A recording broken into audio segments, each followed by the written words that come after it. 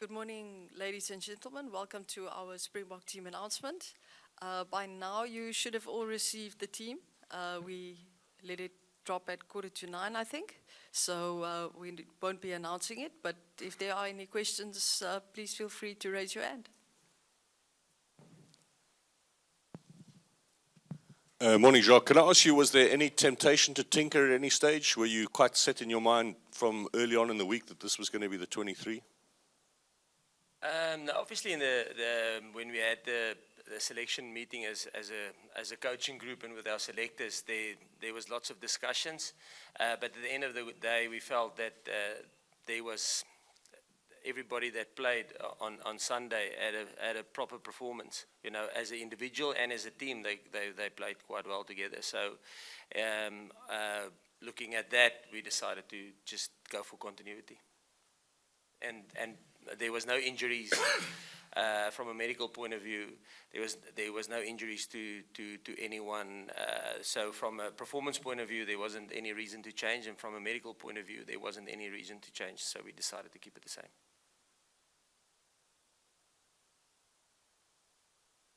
Good morning, gentlemen. Skipper, can I ask you, Rassie Rasmus mentioned that you guys are well aware of what is coming your way this coming weekend. In fact, he used the word, there will be proper beef coming your way this weekend. Do you guys understand? Is that the way you understand it? And are you guys prepared for that beef that is coming your way? Yeah, of course we know what happened last year and obviously the previous World Cup, and a lot of their players were there. They would obviously want to prove something, and they honestly the way they've improved, you know, compared to before the tournament, can see the intent and the aggressions and the work rate they have around the field. It's completely a different team, and that's why they're the only unbeaten team in the tournament, you know. So, but we know we're not silly, you know. It actually didn't matter who we're playing against this weekend. We know how big it is. Our motivation doesn't come from what the opponent brings. It comes within us and the support that we have from back home. So, yeah, they obviously will have their motives and everything, and we have our own, and ours is always constant. It's to play for one another and to play for the jersey that we're putting on, and then obviously for the people back home. Jacques, it's a two-part question. The first part is, you've had some really physical games, Ireland and France. How will that impact on this game? Do you think it'll have impact? Are you comfortable with your team? And the second part, in what aspects will England challenge you that Ireland and France didn't challenge you? What aspects of the game? Yeah, in terms of the physicality, like I've mentioned last week, the World Cup's actually, the duration of the World Cup is actually a long tournament. So that's why we went with the mentality of rotating. So if you think about it, the majority of the group that played in the quarterfinal played against Ireland. So, and if you talk about physicality, I think that Tonga game was probably one of the most physical games that our players told us they played in. So I think, so in terms of a physicality point of view, the one group got nicely exposed to it against Ireland, and then the following week, the other group or the other part of our squad got exposure to it in the Tonga game, and so physicality is like any conditioning component. You have to get used to it. You have to condition yourself for it. So I think from that point of view, it put us up nicely for the game against France. And obviously the French game was physical. But like I said, listen, there wasn't, we went out, you know, our policy in terms of training. If you can't train on Monday, you can't play. So everybody was good and ready and they could train. So there wasn't any medical issues. So from a physical point of view, we got a nice stimulus from a physical point of view against France. And we will, that exposure, we'll need that experience going into England, because I think it will be the same like Siya mentioned now. If you look at their performances and their build-up during this competition, they improving every single game, they're getting better. And then where do I think they're going to challenge us? Yeah, like any team, I think, like I've mentioned last time with the French team, they've got they got a unique kicking game that they employ. The same with with the English team, I think they're a team that's comfortable not playing with the ball. I think if you look at them, I think they're the team that kick the most, and they like to suffocate and strangle you, kick the ball in your half and wait for you to apply pressure there and wait for you to make a mistake. So we, from a tactical point of view, we know what's coming our way, and we must just make sure that we execute on the day. Morning, Coach. Morning, Siya. Coach, from for you, the back row of England have been really impressive. Courtney Laws, Ben Earl, Tom Curry. Bar one of them, it's going to be a different back three than the last time you played them. Maybe just a word on them, the plan for them. No, I think they Siya will probably know them better than I do, because he will go into the detail and know the detail of every single one of them. But I mean, they're a quality back row that complement each other quite well, you know. And even when they got a red card against Argentina, the way that the other two have fulfilled and just absorbed his role, you know, was quite impressive. So yeah, they're a quality team. We obviously know them even through the Premiership games that they play, and a lot of our players play in the Premiership. So while following our players, we kind of see their performances as well. And but I think if you look at our back row, I mean, it's the same one that started in the World Cup final in 2019. I think they all on form. And they're also playing well, you know. So I think that's going to be a nice matchup from back row perspective. Siya, good morning. Morning. Morning. A question for you about the rivalry between England and South Africa. I wonder if you could characterise how you see it personally, the rivalry between the two rugby nations. England have this kind of siege mentality at the moment that everyone hates them. I just wondered what your take is on England and where you get the stimulants when you play against them. Yeah, man, I think the rivalry has been going on long before my time. And it's a big country, it's a big team, and it's always special to go and play against them at Twickenham or at home. But yeah, and I mean they play hard. You know, they play really hard.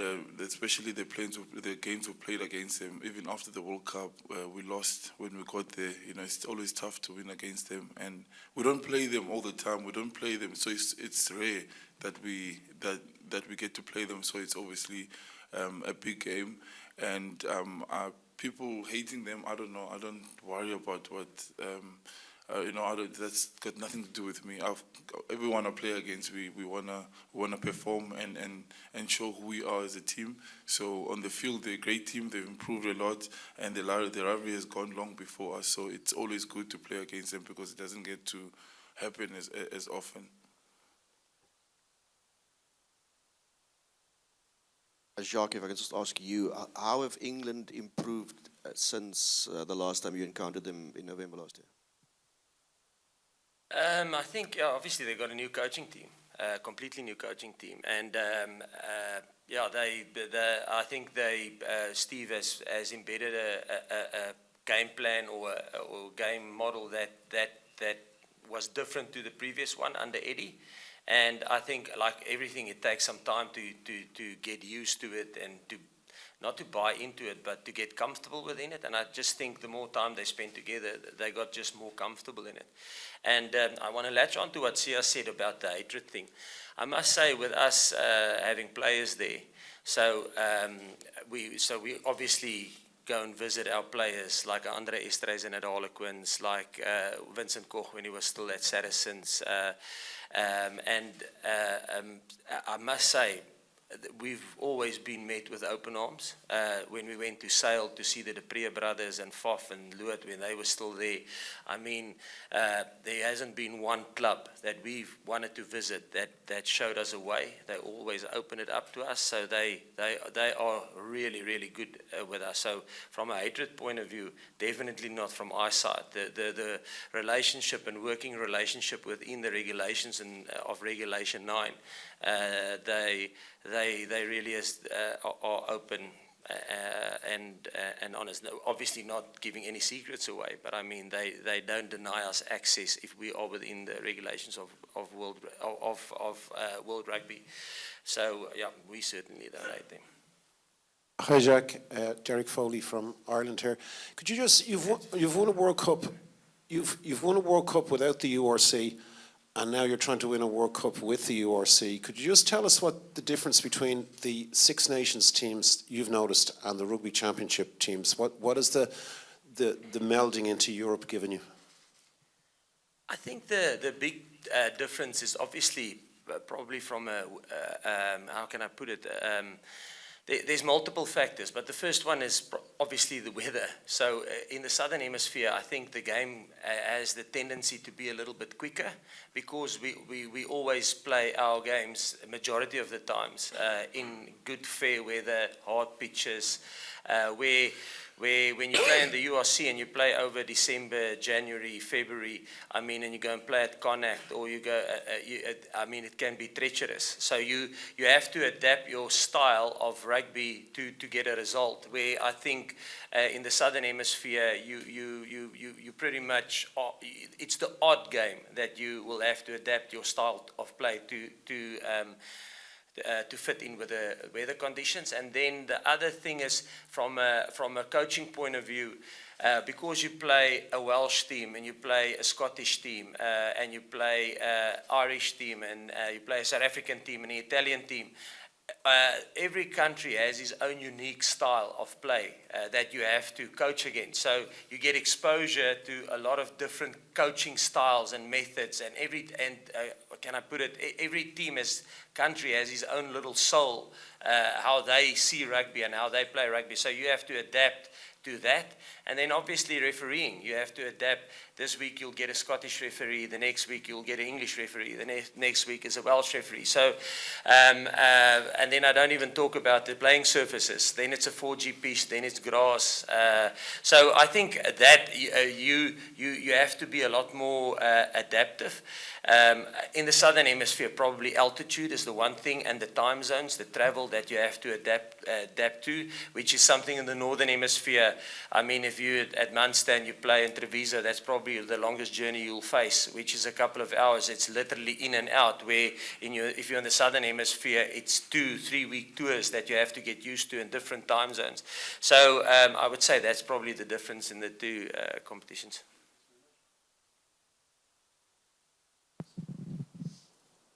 Yeah, can I ask you, amongst the media, amongst your fans, I asked the same question to Rassie as well. There's an expectation that South Africa is the outright favorite heading to this match. In fact, some of the questions in this past week in the build-up to this team announcement was already about a possible match between New Zealand and South Africa. Is that the way you guys see it? Are you guys the favorites heading to this match? No, obviously we don't see it that way because we know how good England is, and we know how good England is in the World Cups. You can see the previous World Cups, how they've played.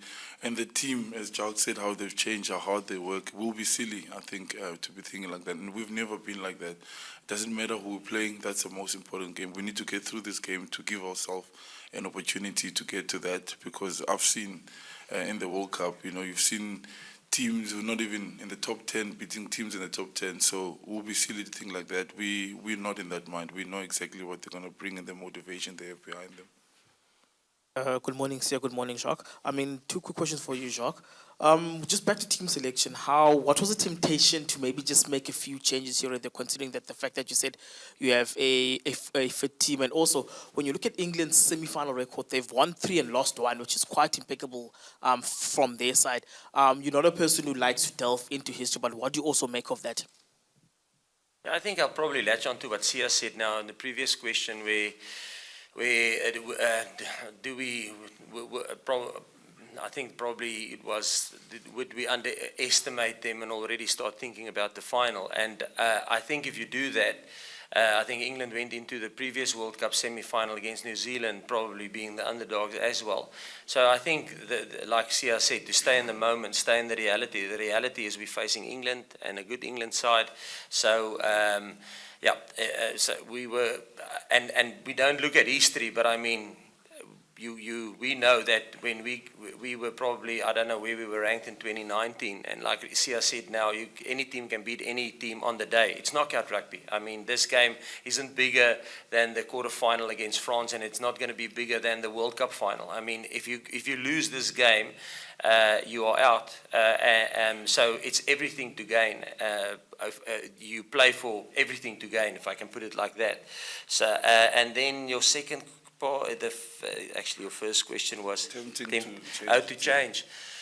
Like I said, yes, I think the gap, if we rotated and maybe started with Jasper or with Andre Estres, and that as if you think Jasper was player of the Premiership, I don't know if it was last year or the year before that, Andre Estres and as well. So obviously they play against the English players a lot, and they were the top performance in the English league. So obviously you look at things like that. And that's why I think the gap is very small, and Andre and them know it. We're open and honest with him like that. Dukes and the guys who got selected, somebody asked me the other day, are the guys who's not being selected unlucky? No, they're not unlucky. The guys that got selected is not lucky. They got selected because they deserve it.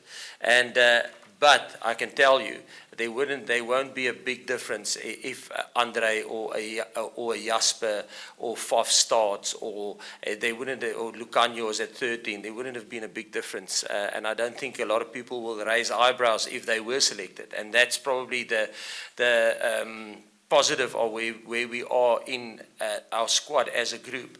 There's 33 players that will be good enough, that have enough match exposure during this last 10, 11 test matches that we played, that they will be match fit, and they are all performing. Jacques, another question on selection, if I can. Last week, when you announced the team to play France, it seemed, and you discussed it as if it was a horses for courses team, like a team you picked for that game. So you picked the same team today. Does that mean you think that England are similar to France, or is it more that you're settling on a team and a format that suits you best? I think probably a little bit of both. I think if you go back from the start of 2022, when we started building the squad for the World Cup, we almost rotated every single week, and I think that's very tough on the squad. I mean, we all know that if you have continued selection, your chances of performance are better because they build relationships and bond between each other. So to have a victory against Wales the 1 week, and then in the second test match against Wales making 18 changes, obviously there's going to be hiccups. There's going to be it's not going to be as fluent as if you pick the same team, which is tough on the squad. And the players had to work through that. They had to mentally work through that, you know. So I think, and that's probably the resilience that got built within the squad through team selection by not selecting the same team over and over. So we build, how can I say, a squad depth and give exposure to a lot of players, and that's probably why we sit in the position now where Andre Estres are on form, Damien de Allende is on form. So I would say we've been doing that since the start of 2022 with a reason, but we all know continuity is probably one of there's a lot of factors to success, but continuity in team selection builds momentum, it builds confidence within the group. So yeah, I think it's a little bit of both. Jack, down here, sorry. Hi. So on Tuesday, Rassie unveiled what he thought England's starting 15 might be. He couldn't pick the fullback. He had Freddie Stewart or Marcus Smith. The suggestions are now that Freddie Stewart is going to start there for England. What does that change for you guys, and how does that change your approach to the game, knowing that they're two very different threats at fullback, and what does it change? I'm probably not going to go too much into tactical stuff, but yes, obviously, I think the one is a very creative player. I mean, Marcus, what a nice guy. When we went to Harlequins, yes, sometimes how you perceive a player, watching him play, you almost perceive arrogance, but it's and then when you meet the guy, he's a nice, humble guy, always open and keen for a chat. But obviously he oozes creativity. Not to say Freddie doesn't. I mean, but he just have a little bit of a different skill set. And I think Freddie, obviously, everybody knows he's incredibly good in the air, hard, strong runner, good defender. So tactically, not to say Marcus isn't, but tactically they're different. So yeah, we prepared for both scenarios. Yeah. Of the two. We weren't sure between the two of them because I think Marcus had some sterling performances when he played 15, and he'll probably give something different to the English side, where Freddie will give something different to the English, but positive in both ways. But they'll definitely, I think, will probably play a little bit different depending on who the fullback is.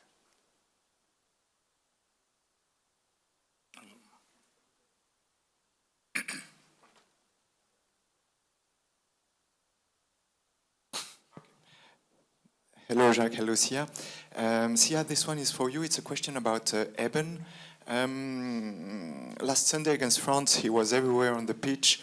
How would you rate his performance on that night, given that all he's been going through this year with a shoulder injury, with the loss of his father as well? It seems it's been a difficult year for him. And just as a follow-up, still on Eben, with more than 100 caps, how important is he in the leadership group now of the Springboks? Yeah, Ebi was special last week. I think he always gives his 100% for the team before at trainings, how he sees the game, his input amongst the group, and yeah, and I think obviously when he got that yellow card as well, I know him. You know, he would want to pay back, you know, to the team. So he was huge last week, and obviously a lot of players played well, but yeah, he was really amazing. And yeah, it's been a year for him.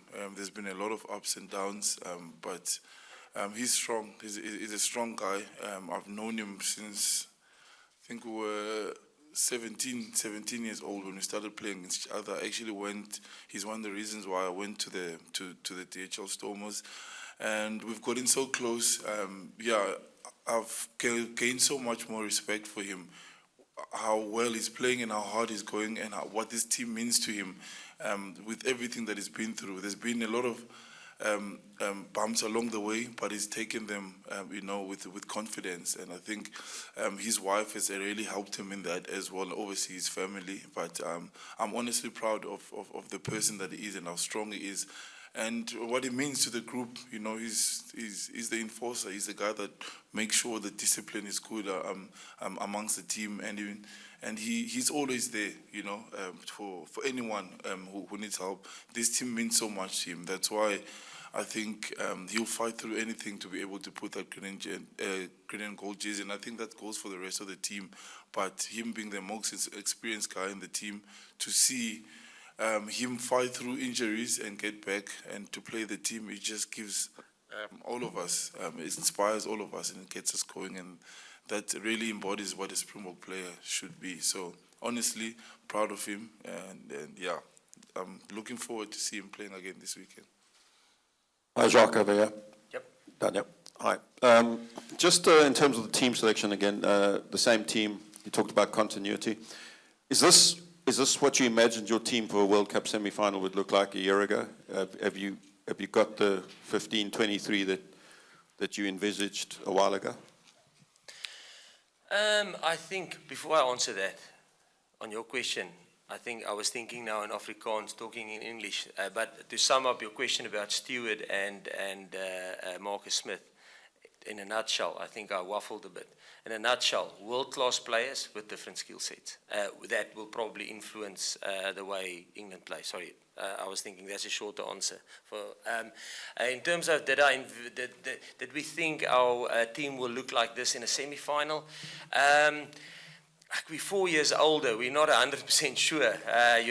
That's the thing that you get with a little bit of an older team. You gain experience, but you also sometimes lose continuity through injury because they are a little bit older. Their bodies have had a couple of knocks more. So we weren't 100% sure. I think if you asked us in the start of 2022 what our 33 would look like, I think we were pretty much, I would say 23, let's make the percentage, 66 to 70%. We were pretty sure on who we would go with. But then it was, the one consistent was, and the players knew that, you have to perform well. Your roadmaps must show that you are working and you're getting better at your fundamentals. That was the consistent. But who will keep on doing that and how injuries will have an influence, we weren't sure. But I think we were probably looking at about 51 players, and it was open for all 51. But I think in our minds, if everybody performed, didn't become entitled, kept on working hard, we were probably sure on about, I would say, 2/3 of the squad. If they didn't get entitled, if they kept on working hard, if they kept on buying into what we were trying to do, if they kept on sacrificing, we knew the character and we thought that they would probably be there. This is a question to Captain. In 4 years ago, you probably mentioned that when the team is getting, a stronger win in the game, and then team united as one team, and that influenced the positivity to the country. Do you still have the same thoughts? Yeah, definitely. I don't think that will ever change. I don't think that will ever change. Who we play for, who we represent, and I wish you could see all the support back at home and how the country. This is all what people talk about most of the time, with everything else happening.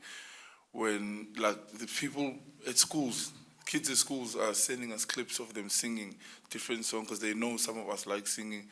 People at work on Fridays, they wear their green jerseys,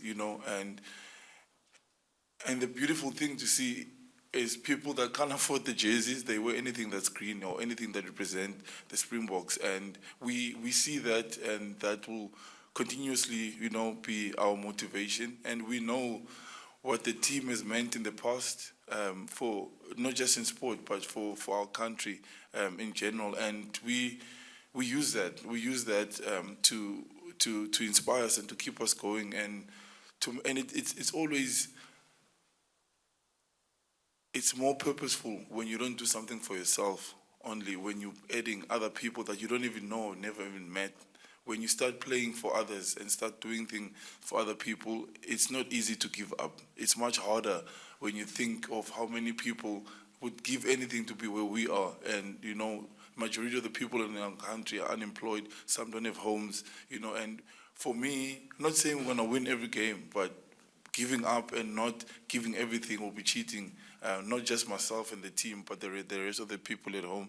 And the harder we play and the more we do well, the more we are able to open opportunities for others. So that also drives us. And I believe we're a purpose-driven team. We're not a trophy-driven team. Of course, the trophies help you to get more people want to work with you, but the country itself, and sometimes you can look at your struggles or what you are going through and feel sorry for yourself, but we don't. We use that pain and those struggles and we put them on our shoulders and we carry them with us to drive us through the battles.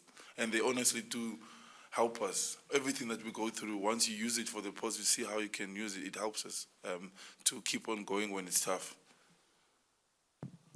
Jacques, yeah, again.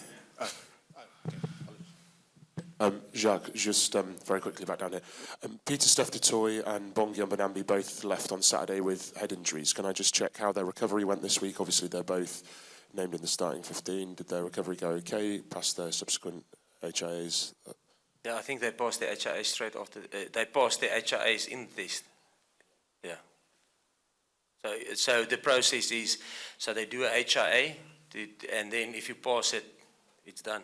I think Peter, even when he passed it and he went back, Yeah, he went finished back the on. game. So Yeah. Yeah, it's just that obviously Marcus Smith passed an HIA on Sunday for England as well, but then has, I thought, if you go off for an HIA, then you have subsequent 2 and 3 in the week. And I just was asking if that recovery for those 2 players went as you wanted. Yeah, no, listen, they go through the protocols. Obviously, you have to go through the protocols, and then, like I mentioned, when we go to team selection, listen, we always start, Doc, is there any medical issues? And there were none. Sorry, Jacques. Jan again. Just for some clarity, you used the word entitled in a previous answer. And I'm not expecting you to name players, but are there players that are not here because they became entitled in the last year? I think entitledness is something, we all become entitled at some stage. Myself, it's just how long do you stay entitled? That's the question. But I mean, whenever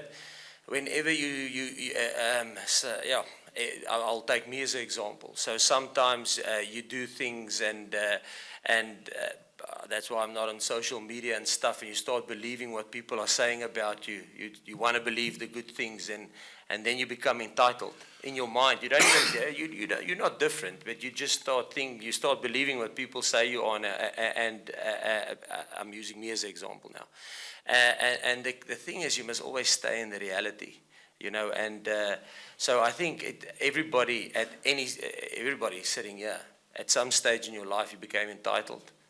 But the question is, how long do you stay there? Because the moment you become entitled, you expect things. You don't work for it. You expect it because it must come your way, because you are. Do you know who I am? If you walk into a restaurant, are there a table for me? No, sorry, we're full. Do you know who I am?